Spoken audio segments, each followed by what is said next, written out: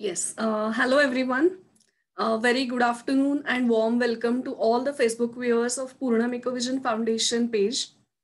Today is 27th webinar of the webinar series, which we have started since August. And today's webinar is on GIS, Career Opportunities in GIS by Dr. Bhavna Umrikar ma'am. So before starting the session, I would like to tell you all about introduction about Purna Mikovision Foundation. Basically, it is a non-profit organization working on waste management and environment. So we have 5 projects running successfully currently.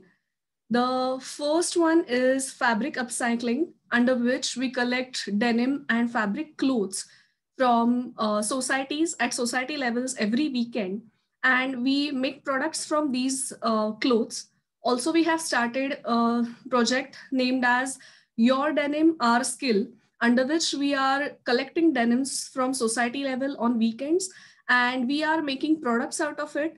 These products are made by women of self-help groups, and these are products given back to the same people who have provided us with the denims. So if you are interested in this project, do contact us on our Facebook page. Secondly, we have e-waste and plastic waste management and recycling process. In this also, the same procedure is carried out. We collect e-waste and plastic waste at society levels. Drives have been conducted by till now, and we have collected tons of e-waste and plastic waste, which has been recycled as well as refurbished. So if you are interested in this process, also let us know. These computers or laptops or mobile phones, which we get through e-waste collection, are being refurbished and provided to the school and students who are needy, the necessary, where there is required mobiles are there, as everything has been online now, and all the students do not have these the devices, so we are providing them these. The third one is green consultancy, under which we are doing composting at society level, rainwater harvesting, same procedures. And we have recently started biogas plants in societies. So this is another interesting project. You can see the details on our Facebook page. Next is sanitary napkin disposal plant, which we have at Fulton. And the fifth is awareness initiative, under which we aware the students and the general mob about e-waste and plastic waste, as well as other waste procedures which we have been carrying out. And also the most important part, environment. And we have been working since 7 to 8 years now. So we are awareing the general mob as well. So if you are interested in all these projects, please let us know. You can contact us on our Facebook or Instagram pages, as well as we also have our website. So you can check for these online. Also, if you can just share this video with everyone, all your friends and family, we will be glad, and we can connect with more people. So just press that share button to connect with more people. Now, going to the actual session, Dr. Bhavna Umrikar ma'am, I would like to introduce you all about her. So Dr. Bhavna ma'am has done her MSc in geology and PhD in hydrogeology. She is an associate professor in the Department of Geology in Savitribai Phule, Pune University. And she has a 19 years of postgraduate experience in the postgraduate department.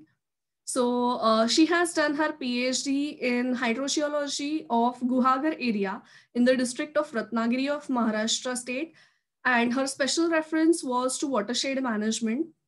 So she has worked on seawater intrusion, suggestive measures to CRZ Act, spring sanctuary development, and development of agroforestry and aquaculture. So she has many of the publications. I would name a few. Study of coastal aquifers along the Konkan coast, Environmental Study of Urban and Rural Interface in northwestern part of Pune metropolis in Maharashtra. And she has done a study of surface and subsurface water interaction using remote sensing, geohydrological and geographical techniques, and its modeling sanctioned under NHP by the World Bank and CPC, that is Central Water and Power Research Station in Pune, under Ministry of Water Resources and Rural Development, as well as Ganga Rejuvenation, Government of India. So she has got many recognitions, such as she is a recognized guide in Pune University and Symbiosis International Deemed University of Pune. She is a visiting scientist in Department of Earth Sciences in Berlin. So she has a lot of memberships, that is life member of Association of Hydrogeologists of India. She is a life member of Indian Science Congress Association in Kolkata, a life member in Indian Geological Congress in Roorkee. She is a fellow membership. She has a fellow membership in Gondwana Geological Society of Nagpur and many more. So for the time being, I shall be not introducing the whole CV of her, but yes, she has many international and national achievements in the same field. So first of all, thank you, Dr. Bhavna ma'am, for associating with Purnam Ecovision Foundation, and I welcome to you in this series of all these webinars. Also, if our viewers want to interact with her, you can surely interact by commenting your views or questions in the comment box.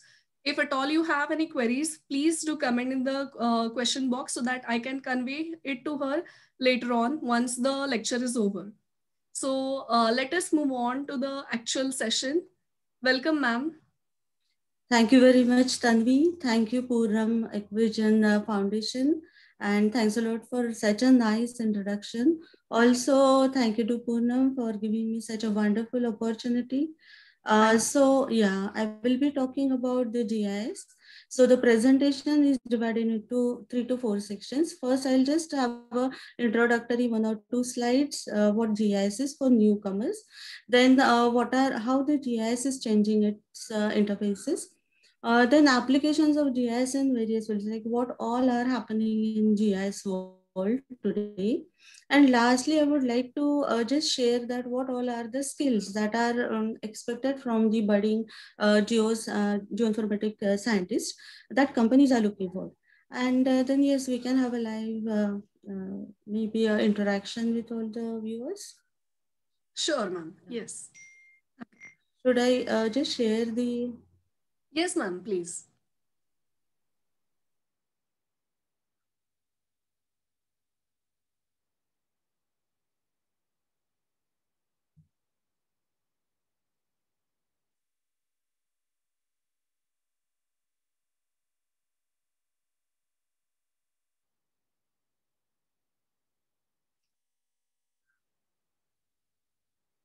Hello, everyone. Are the slides visible, Ranvi? Yes, ma'am. Yeah. Shall I continue? Yes, please. Yes. Yeah. So I would like to start with a small example. Like you're new to Pune city and you are visiting some, say for example, Pune University first time.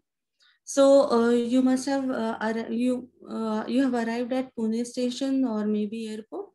So you're looking into where the university is, how far the university is, what is the best route, how to go to the university, and what is the route. So when you are just starting your mobile and looking for the details, that's the moment you're entering into the world of geoinformatics. So this is where the geoinformatics is starting and touching our lives. In what ways this particular GIS is actually happening to a silent revolution as a technology, and which is not only the GIS, the geographical information system aided by remote sensing and geographical positioning system, GPS. So when integration of GIS with remote sensing and GPS happens, this technology is a geospatial or geoinformatics. Let me just also share with you that majority of the times what I have observed is the earth sciences, that is maybe environment, geography and geology, are nowadays having their graduation level as well as post-graduation level GIS course as a optional course as well as remote sensing and GPS technologies the students are well versed with this technology. So this GIS is helping us in providing the better opportunities or the efficacies in operational efficiencies, decision making, communication with the public. And this technology is a support system in key missions. Now, what is GIS? When we say the term GIS, that is Geographical Information System, which is actually a collection of the attribute data as well as the maps or the spatial data. So this data, when we are integrating it, so what is the beauty or the uniqueness of GIS other than the other information system is that such softwares which are referring to the GIS platform integrate the spatial locations with the attributes, the non-spatial data, and gives us an opportunity to establish our own model in such a way that when we are addressing some attributes or when we are browsing some attributes, simultaneously the locations will be displayed. So very intelligently, this GIS software is storing our data. We can retrieve the data whenever we are in need of. Also, we can manage, update that data once we have entered. But eventually, if there are changes happening to this particular data, so we can have those changes, we can manage the data. It is not that one time we have stored and then we cannot change the original data. GIS gives an opportunity to change the data time to time, also analyze the information. So this is in general the GIS, but the GIS journey is also very fascinating. Is the GIS remain there where we have divided the GIS into a spatial and non-spatial or spatial data? So the answer is no. Eventually, when the technology advancement is happening overall to the information system or the overall IT field, yes, there is a change in GIS technology also. And GIS is also getting intelligent, also smart GIS. So what all are the technologies which are helping GIS to improve? They are making GIS intelligent by distributed GIS software, web services, the mobile technology, and as well as the display enhancement and maybe the graphics, the visualization. So these all are supporting GIS platform. And apart from that, the various data models that we have generated in GIS, along with that, the geodata sets, also the workflow models, and using them, the maps that we have generated, plus the metadata that has been generated to process this whole information. These provide the necessary building blocks for intelligent GIS. For example, the data models, we can generate them with a hierarchy or with the primary key, establishing a primary key, TBMS or RDBMS. So even sometimes simple data tables are also accepted in GIS. So this is giving us an opportunity to convert our traditional data. I'm a geologist and hydrogeologist. So when I go to the field, I inventory many of the dug wells or bore wells. So how I'm using this data model, geodata sets, workflow model, maps, and metadata is that the data model for me is maybe the locations of dug wells that I have inventoried or I have monitored while conducting the field surveys. So what I do, I have a GPS. When I'm selecting a particular well, which is a representative of that watershed, I will switch on the GPS. I will record lat, long, alt data from the GPS, and then I will manually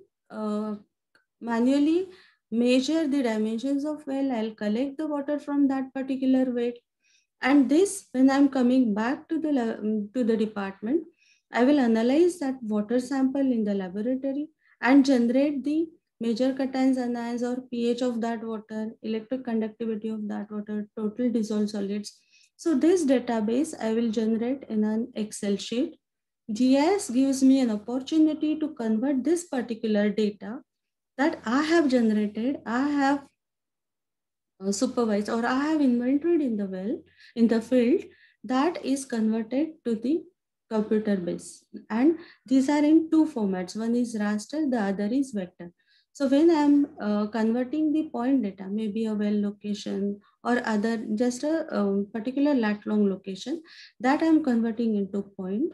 So this particular data when generated, that will become a data model, maybe raster or vector.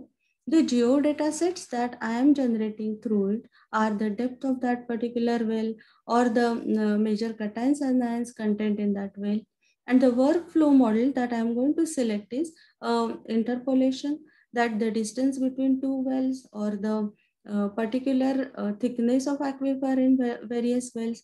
So that will become a workflow model for me. Then I will generate various maps like the well density map, then well depth map, and then I will store the metadata where that particular watershed is, and then where this data is stored, maybe a server GIS, which I can share later on with the other students or other project members. Now, apart from that, I can also integrate the data vectors, rasters, also the data that has been surveyed, or the dimensions or annotations, maybe topo sheets that I have. I will scan those topo sheets, also the CAD and maybe other drawings with the Corel Draw.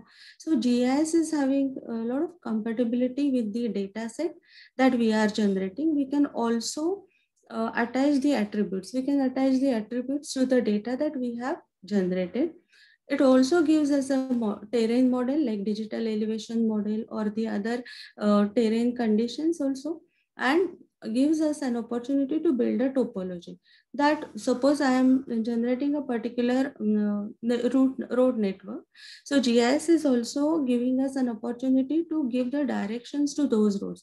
Whether the Department of Geology in Savitribai Phule Pune University, when you are entering from the gate, is left side or right side of the road. So this much information we can make the GIS in building topology and make the GIS understand the real ground conditions. While integrating all this data, we can also have the integration with the 3D objects also, the terrain or maybe the attributes. So if I'm asking a query to the attribute, where is this particular elevation in the watershed?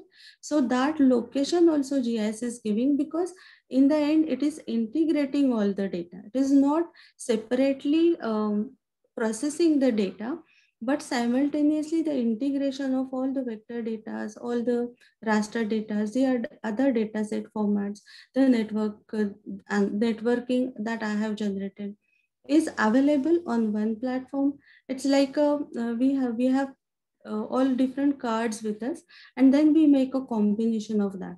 So exactly on similar lines, GIS is also giving us an opportunity to make a combination of various information available on the surface as well as in subsurface. So in this way, we can integrate the information. Say for example, that particular satellite is looking into the Pune city or any other area. So there are different interests. Maybe a city planner is looking into the city in different way. A hydrogeologist is looking into the same data in the different way, as well as maybe a hydrologist is looking into the rivers, where the rivers are flowing in different way. So there are the information may be common to the many of the users. Apart from that, interestingly, the another dimension is added to the GIS data. That is, the 3D maps are very popularly used nowadays in GIS platform. Many of the times the mines, or many of the times we are interested in subsurface information also, that at what depth the particular mineral is located, or at what depth the water is located.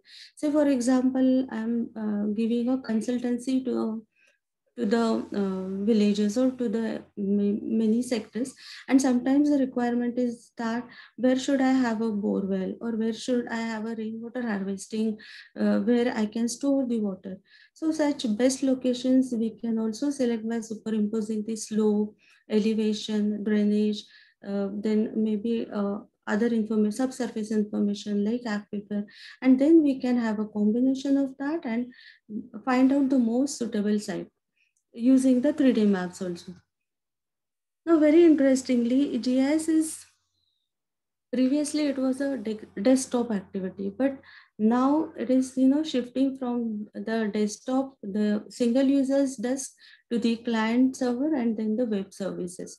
So there is a wide accommodation. There is a enhancing with the area also. GIS can be used by simultaneously used by many members now, and these web services are integrating most of the data information.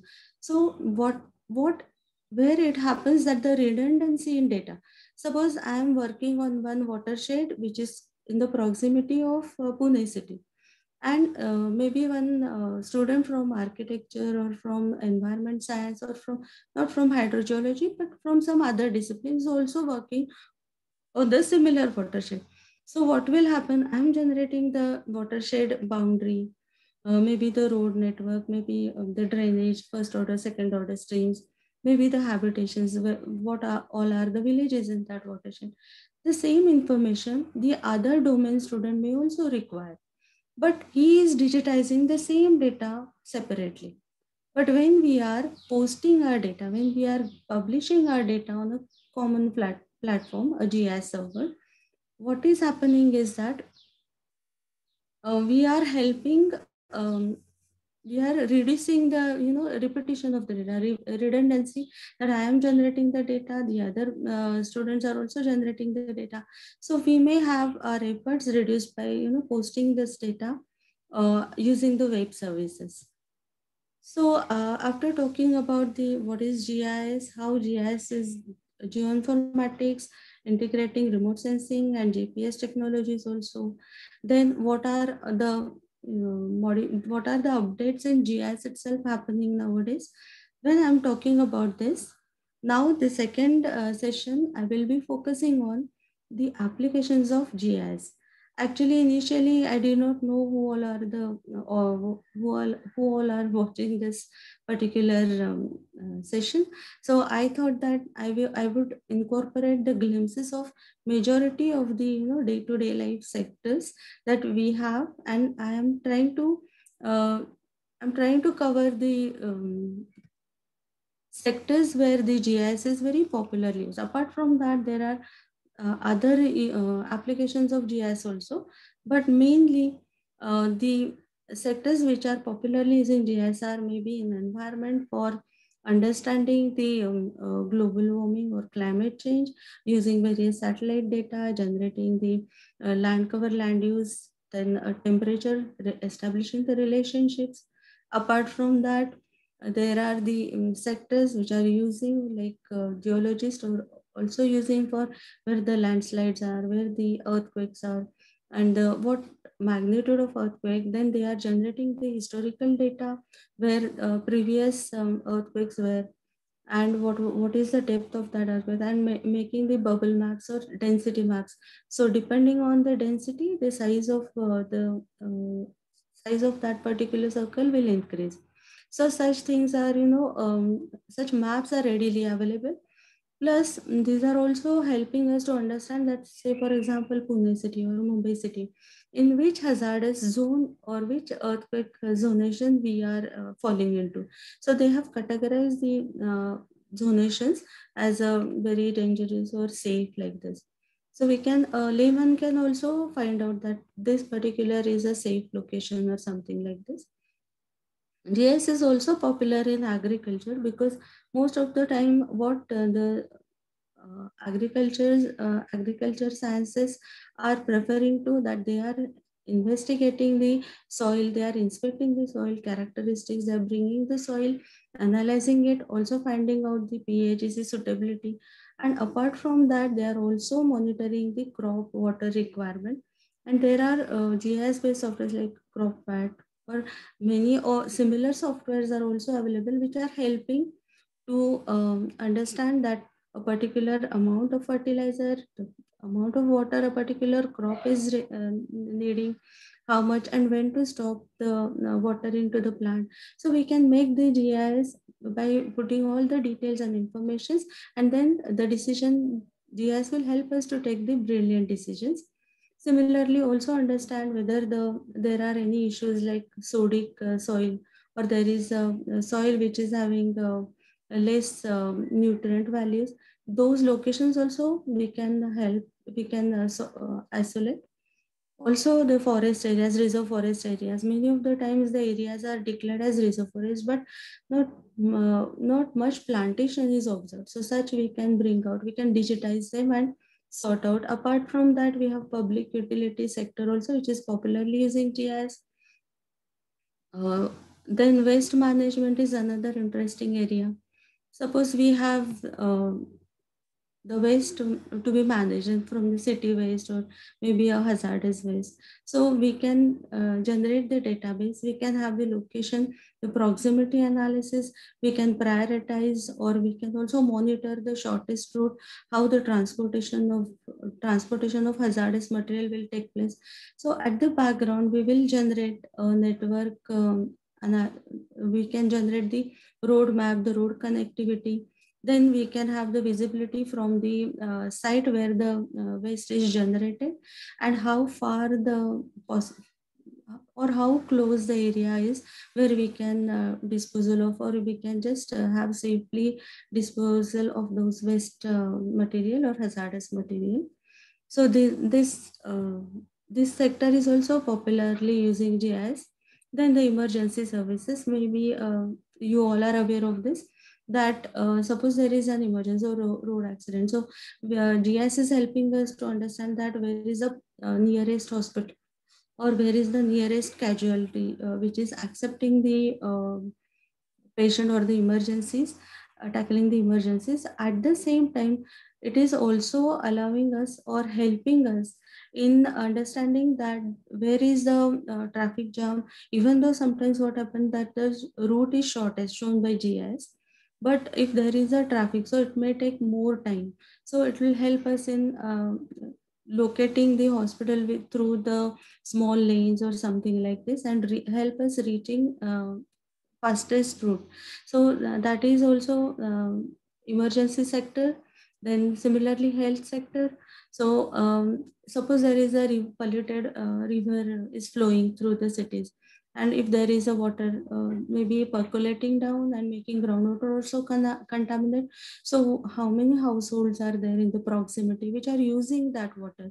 So what is the health risk? Apart from this, the health care, in today's context, I may just mention here that in such a pandemic situation, we can have a database generated that who all are the corona patients, and what is the proximity, in what proximity. Suppose I'm residing in Model Colony, so from here the nearest corona patient is how far. So that database is also very interestingly generated. And yes, this is also a very valuable addition, that the GIS is helping us in generating the real estate database, that where is the area, how will be the house after building, what are the changes right now only we can suggest, or what is the original terrain, how the landscape is, in what ways that landscape should get modified or should get built under the construction activity. Where are the natural stream flows in that particular area, how to protect them. So again, these are the precursors or the preventions that we can take before going to the actual building. Marketing is a very popular. I know that youngsters are more into online marketing. So obviously jobs are also there in marketing field. So identify, suppose I am promoting a very costly and valuable product. So GIS is giving me a better understanding, because cities are new and you have been sent to new locations. So GIS is giving us an opportunity to categorize the areas also, localities also. So there are the land cost of a particular land is very high. So obviously there is maybe a rich class staying there. So products like a very valuable product. So marketing of that is possible. To whom we are targeting. The other information that is being stored in GIS is also helping us in sorting out the areas, prioritizing the areas. And land record is another very popular activity, and many have been getting placements in the land record offices. So what they are recording each and every, now they are recording the farms also, the houses and other, who is the landowner, and all the information is being generated, updated in government sectors. Now apart from this, modeling is a very helping tool in GIS. So there are various data models being generated time to time, depending on the demand or depending on the requirement of a particular sector. So modeling is unanimously used in whatever glimpses I've shown you from the various sectors. So modeling is a part and parcel of all those utilities or users. One such modeling here I've shown is that suppose there is a collapse of a building. So how much area will be under the impact? As we are going away from the situation, the impact is low. And finally, we can calculate the area proximity, that high impact, and then slowly, as we are away, the intensity of impact is reducing. Apart from that, we can also monitor the bloom depending on the days, the satellite availability, and integrating it with the GIS tools. So how, in what ways, where is the wind direction, how the bloom will affect the residents or those who are residing in the proximity of that particular plume or that particular dust particles. So what all are the health issues that may generate eventually. Now coming to the core sector of mine, where my research is, which is a hydrogeology part. So apart from all the sectors, research happening into hydrogeology or geology, geography, and environment sciences is also utilizing the geographical information system, remote sensing, and GPS also. So I would like to just brief you in a quick way that how the delineation of groundwater potential zones, that is where the groundwater is occurring in high amount, that is the exercise. Now what we are normally doing is, we are just taking help of the various satellites available. We are georeferencing, or sometimes we are just digitizing the required information from those satellite images. Normally, we are using the Aster digital elevation model. Apart from that, recently we are using Pulsar. So there are readily available data sets also, digital elevation model. From that, we are generating the thematic layers like slope, aspect. Apart from that, there are readily available rainfall data sets also, like TRMM rainfall data.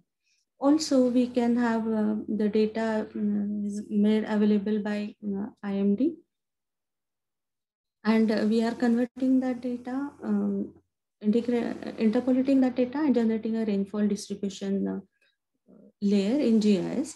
So we have digital elevation model, slope, rainfall, geomorphology, lineament, drainage density, then geology of that area, soil, like National Bureau of Soil Survey and BSS is also providing.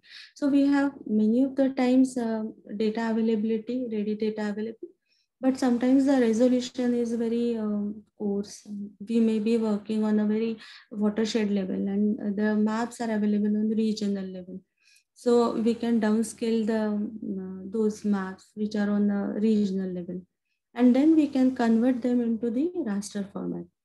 So we can add, apart from this, readily available satellite imageries or readily available maps with the various organizations like Geological Survey of India, like Survey of India, Survey of India, topo sheets, or most of the time the land use land cover maps with the Nagpur or MRSAC, or even the NBSS, the National Bureau of Soil Survey. So many organizations are nowadays having their own data sets like Groundwater Service and Development Agency. is also sharing the groundwater levels in dug wells as well as deeper aquifers. They have their own maps of groundwater potential zones village wise. The Rajiv Gandhi mission, they have conducted various surveys for on village level, and they are also if you become a member or if you just pay the amount, they are also sharing the data.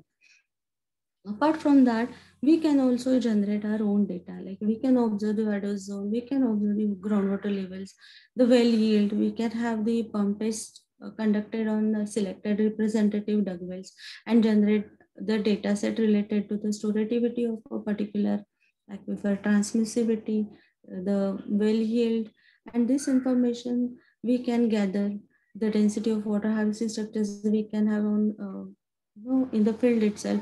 We can measure the latitude, the location of nala bunds or the KTYs, minor irrigation tanks, recharge shafts, or such percolation tanks.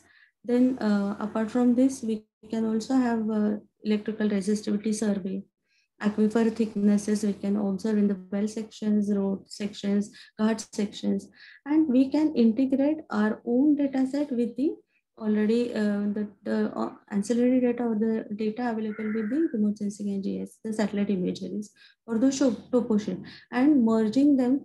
There is a technology called multi-criteria decision making.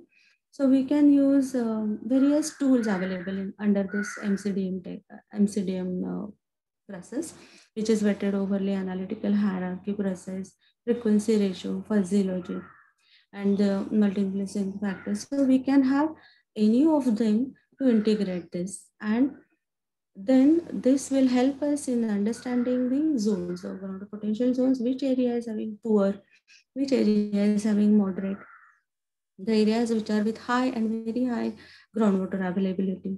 And those maps here I have shown few examples of Man River Basin, the Kar River Basin, and Meena River Basin. So these are different watersheds that I have till now worked on. Just few examples here I have cited. Now, when I'm generating those zones, so obviously this, if I hand over to the decision or policy makers or the implementers or the planners. So what are they going to do? They are going to focus on poor and moderate groundwater areas, and they are going to decide, or they are going to make a decision that if these are the areas with poor groundwater availability, then how to enhance the maybe availability of water. So they may go for various water harvesting structures or some remedies.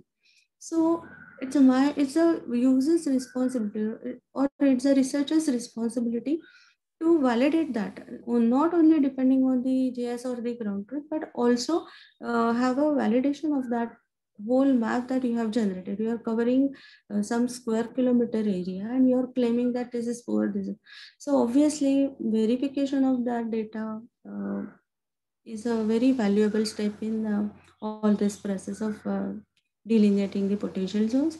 So verification is also, there are ways and means to verify against smart techniques like AUC, ROC, or you can again have a cross check that the map is showing very high groundwater potential. So let me just visit that area, visit the wells 1 or 2 randomly, and check whether they are really a very high yielding or they are not going dry in summer. So that's a proof. If they are matching, that means the map is correct. So these ways we are getting benefited by geospatial or geoinformatics. This is another example again my research in the coastal area, where we have drainage layer, then we have geology, then elevation model.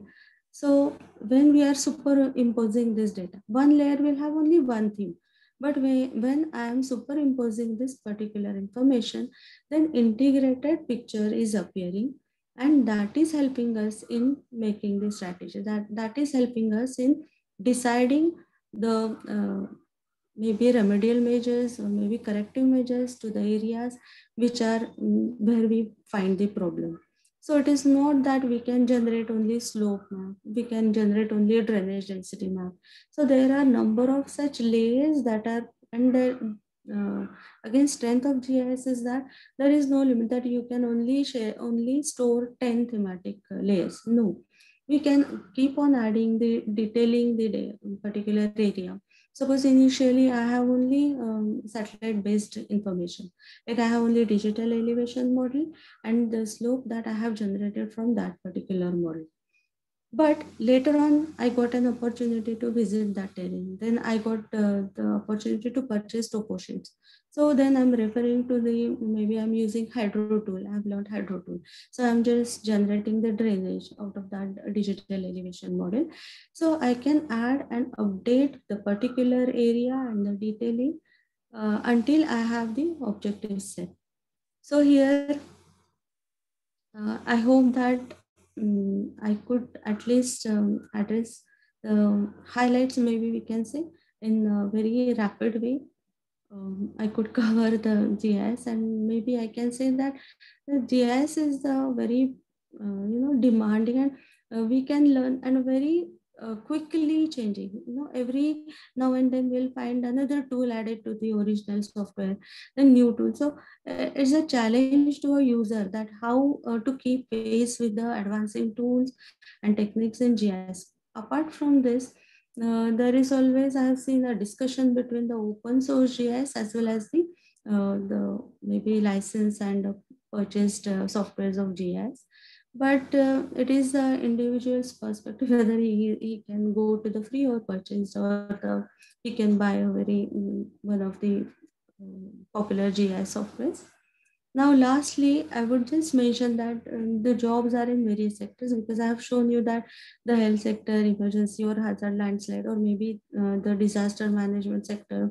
Apart from that, the research sector, maybe researchers or a project proposal is being sanctioned and funded. So there are many investigators who are outsourcing the GIS, because they know that the GIS data preparation itself is a very maybe a time consuming task. So they'll focus on analysis of the data, or maybe taking a decision based on that data. But basically, digitizing the data, generating the basic data is also a very crucial and very hectic or very time consuming task. So they may outsource and students are working on it. So initially what I have observed is that the freshers are mostly accommodated in generating the database, like the popular concept is digital earth. So whatever is there on the surface on the earth, that should be on the map also. So converting the original data into the map data or GIS format is the area where there is majority of the recruitment is. The second level, this is the entry level. The second level is that analyzing that data, rectifying that data, and finding the correctness or the authenticity of that particular data. This data set is being generated, but whether that data is accurate or whether that data is maybe a name is given to a particular location twice. So again, we have to rectify it. Okay, by mistake the name is appearing twice.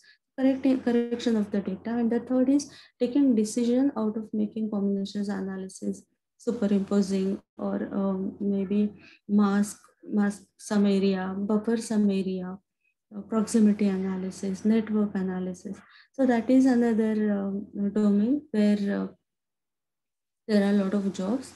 So maybe the students, they can take home the message that what today's companies and recruiters are expecting, that apart from the GIS, how to use the software, the concepts, the basic understanding of the GIS, one should know. Apart from that, if you are aware or if you're well versed with, or if you can code, you can have a language like Python or R. So that is also, the skill is also very valued by the recruiters, because a time comes when you are using the software very easily. You're very well versed with the software. You know each and every tool that is there in particular software.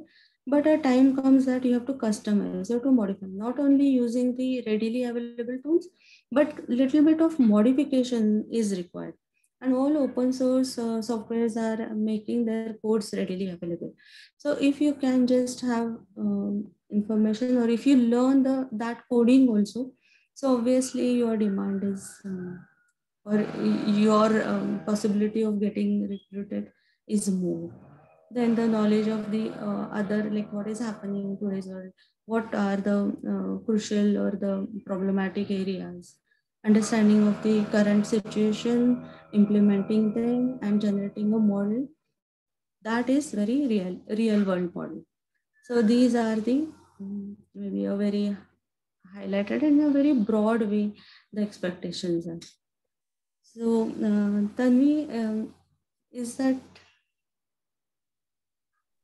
okay if I just have a discussion open with all?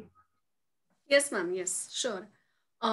First of all, I would like to thank you a lot because this is GIS is a very vast topic and fitting it into a 45 time slot session is very difficult. So we have seen amazing slides and great pictures as well as examples which you have given. They made us connect with the topic more. Personalized examples you gave. So Yeah, much. Secondly, thank you.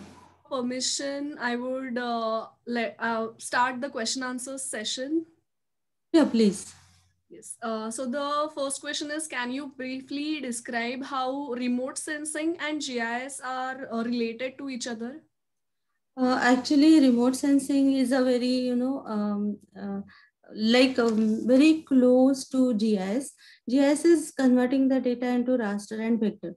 So what normally we do, say for example, the TRMM data or raster data or pulsar data or GRACE data. So we have those data sets, and a GIS platform is allowing us to open that data as a layer in GIS. Now, once we open that data as a layer, so we can have the availability of that layer itself in GIS. So there are many remote sensing processing softwares also. So for example, from the remote sensing data, I'm monitoring the uh, city plants or the agricultural areas. What I will do is I will open that particular satellite imagery as an image in GIS and digitize only the pockets which I can see as agricultural, because they will have a particular geometry, right? So I can just digitize and generate my own database in GIS as agricultural land use. Similarly, we can have plentiful of such exercises which are integrating the remote sensing and GIS. Okay, ma'am. Secondly, the question is, are there any trainings regarding this GIS course? And second part of the question is, which institutes or colleges offer these trainings or full-time course in this subject? Okay, I think this you can find, you can just have a, even Google also will answer this. But what my observations are that majority of the colleges in Pune or outside also in their masters making GIS remote sensing, particularly in earth sciences like geology, geography, and environment sciences. Those subjects are incorporating those particular studies. Apart from that, we Pune, Savitribai Phule Pune University is also having geoinformatics course, and there are certificate courses in other universities also are uh, launching, and already they are running geoinformatics courses, certificate courses also, BS, PG, BSc, then MSc geoinformatics. So these are like, as per my knowledge, these are very um, very popularly available. They are not only one or two remote universities. Majority of them are offering this. Okay, ma'am. Similar type of question, but for students who want to go abroad and study, that Yeah, how the which courses are available abroad or which yeah, country offer these courses in GIS? yeah. Again, what I have observed is remote sensing GIS, like geoinformatics is a popular course abroad also. All popular or top ranking universities are offering this MS in geoinformatics or GIS. Then I remember that ITC Netherlands is also very state of the art, and it is having a collaboration with IRS Dehradun, our own university, IRS. So apart from that, you have plentiful of scholarships also to study abroad, like Commonwealth Scholarship, Erasmus Mundus Scholarship. Then even Netherlands is having the NPF scholarship, and many more are there. If you just again search for the universities, a lot of database you're going to get. You'll find a lot of universities actually who are Right. offering this course. Okay.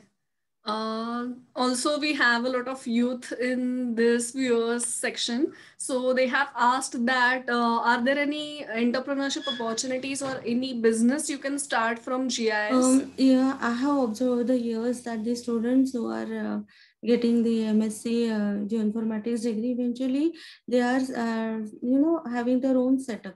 They eventually started the courses also, the certificate courses. They are training the officers from various organizations. Like suppose there is a land record office, the new entries, the new recruitments or the trainee officers there, they need to enhance their skills. So sometimes such government and always as well as private sector is also recommending them to go for a 3 month certificate course. So you can have that. You can have a small, your own unit or your own office where you can have 4 to 5 simple GIS softwares, and they are free also. So with a limited investment, you can start with, and then depending on the projects, that because nowadays everyone is converting the data into the digital data, so this requirement is of each and every sector. Like in my presentation, I try to cover few, but apart from that, there are plentiful of sectors, so many, almost all sectors which are now looking into the conversion of their traditional data or the backdated data, converting that into a GIS platform. So you can always have your own setup, maybe starting with 3 to 5 simple computers and only 1 or 2 students as a recruitee, and go visit many of the government offices, or when the bids are there, like government is also opening tenders. So that time you can just have a, and apart from that, what I have observed is a research is also taking place in all basic subjects. They are also now their requirement is also there, that sometimes they need a drainage map or like that. So once you are starting your own setup, you will find the ways and means to work in this particular area. Okay, ma'am. Also, there's a question that how GIS has helped in making India digital. Like recently, in these 5 years, we have seen that there's a shift towards everything online, especially in the recent year. So, how Yes. has it helped in making India digital? Yes, actually, maybe this is our dream, that digital earth means digital India. So now what is happening is that we are making the individual also aware of this. So slowly we are having your unique ID. So every individual is having compulsorily some identity. Plus the areas are having their particular locations, then the lands are having who is owner and all the updates. Plus the transportation routes are nowadays GPS and all those basic road network is utilized by Google. So many of the sectors are using this GIS database. So once you are generating the data, there are plentiful of sectors who are taking. Service sector is the popular sector who is utilizing this particular digital data. So maybe I'm a taxpayer, so automatically the intimation or the warning will be coming to my email that okay, this is the time when I have to pay my tax, property tax, whatever. So why is this happening? Suppose now in corona situation, how far I am with the another corona patient, so just 500 meters or 1 kilometer proximity I have 4 corona patients. So where this databases come from? So the basic thing is, when you are entering your lat long or your information to some information system, And not only information system, geographical location of that particular information. So IT sector is generating information, but geographical particular location is been merged with GIS. GIS is giving both the particular location also and the information also. Maybe the youth is shopping online, so where the database is your address and how those are, the parcels are coming directly to you. So this is happening because all are supporting indirectly to build the small entities on ground to convert them digitally. We all are a part of it. Suppose I'm ordering on Swiggy. Indirectly, what I'm doing, I'm giving my address, I'm giving my bank details. So slowly I'm making my particular, maybe it would have been my pocket, I would have paid, but now I'm making that available. So slowly I'm also a part of this, covering small things and converting them to digital format. So we all are actually, we all are contributing and we all are supporting to get the digital India. Right, absolutely. Also, we have some students from environmental science background. So, what would you guide them, and what would be their the career opportunities in GIS for them? Yeah, actually, environmental scientists are they can be in all those majority of the that glimpses I've shown.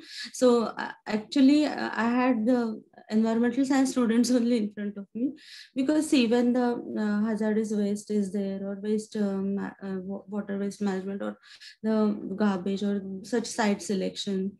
Apart from that, the global warming or the climate change and so many issues.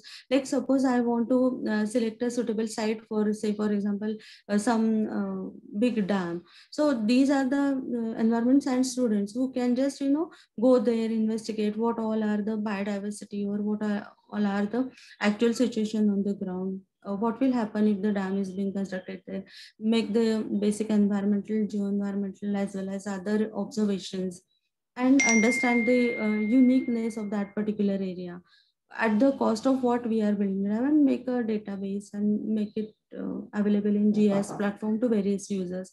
So this can be done in various ways. You all are having a you name it and you are there.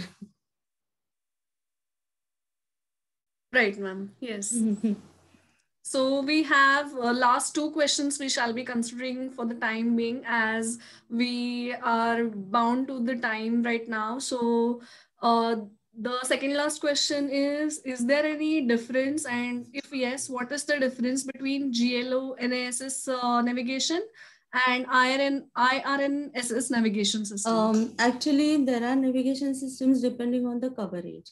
So maybe depending on the GLONASS or the other, in maybe we can have the difference between the spatial resolution, difference between the spectral resolution, and it depends on the what objectives you're looking for. Suppose you're looking for a very cart route level investigations, or small road network, or you're working on the large, say for example, Ganga or Godavari river basin. So depending on that, those networks are preferred. Okay, ma'am. And last question is from Team Purnam actually. So, how green consultancies or environmental consultancies can use this GIS softwares for their, promoting their business all over the city or state, you can say. Okay, maybe I'm new to this, so my suggestion may help you, may not help you. But what I have observed is that most of the time the areas declare that this is reserve forest, this is a dense forest area. But when actually you're visiting the area, the situation may or may not be. So you may just acquire a very high resolution satellite imageries. You can have your own observations with a spectral resolution, spatial resolution. You can make the database, and you can generate a particular maybe NDVI. Such indices are also there. So you can have your own analysis, and you can understand the health of that particular area plantation. You can also understand what type of crop they are growing, how much area is under cultivation. Then you can have a a temporal variation. Maybe in the month of January, the situation is different. In the month of July, the situation is different. And in the month of May, the situation is different. So you can have a spatial analysis of that, as well as both temporal and spatial temporal analysis of a particular area. And then you come up with your own solutions to that. Okay, these are the areas which require such and such, because maybe there is a lot of soil erosion happening, there is a lot of destruction happening, the plantation is very meager or no plantation at all. So such key areas, and then you can take them. You can, even what I have observed is the people are adopting the villages, like organizations, major NGOs are also, they are adopting the villages, and they are taking responsibility of a particular village on watershed basis. So they are delineating the runoff zone, recharge zone, discharge zones, and they are making the strategies different for runoff, recharge, and discharge zones. Maybe the continuous contour bunding, then they are encouraging the afforestation. They are also encouraging the local villagers or grassroots level, the local people get involved in such small things like plantation, like harvesting the water, saving the water, and so many things. I think you are the best judge to, recognize such key areas and suggest images also to offer. Yes, thank you so much. Suggestion will definitely work on this. And I hope all the answers must be very satisfying to our viewers. If you have any questions, you can keep commenting in the comment box. I shall convey these messages to our speaker, and she will be eager to answer these questions of yours. Thank you so much, Dr. Bhavna ma'am, because this was a really informative session, and it has definitely guided our students for their career. And when they have these milestones like PhDs and for masters, they have a blank page and have no clue what to do after their masters. So thank you so much for this session. Thanks a lot for associating with Purnam Ecovision Foundation, and we hope to connect with more people. To the viewers, I would like to tell that along with Facebook, we are now also live on YouTube. So if you want to see the session, you can see it on the channel Apla Paryavaran on YouTube. You can subscribe this channel so that you can see these videos, and these are free to all. So the first 25 videos of webinars you can see on Facebook, and from the 26th webinar, today's 27th webinar. So from 26th webinar, you can watch it also on YouTube along with Facebook.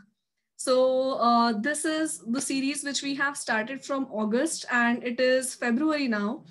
Also, we are going to continue these sessions every Wednesday. We have these sessions at 4:30 to 5:30, 1 hour session. These are multilingual sessions. We have also conducted some sessions in Marathi and Hindi. So the core environmental subject, we focus on the core environmental topics. So if you are interested to watch the previous videos, you can go on our Facebook page and watch these videos. Also share these videos to all your friends and family and in all your groups so that we can connect with more people. I have an announcement to make that for the next time, that is on the 17th February, we have a webinar on career opportunities in occupational safety. So if you're interested, do watch the video and share as much as you can. So also in the last week, we had Wetland Day. If you have participated in any activities in wetland conservation or anything, do send us your videos, photos, and the information which you have done. Send it to us and get a chance to get featured on our page. We have reached a lot of people recently, so your work shall also be shared to a lot of new people. So keep commenting in the comment box and keep sharing our page to everyone. So thank you everyone for listening so patiently and staying and supporting us on our Facebook page. Thank you everyone. Thank you. Thank you. Thank you, ma'am. Yeah, thank you.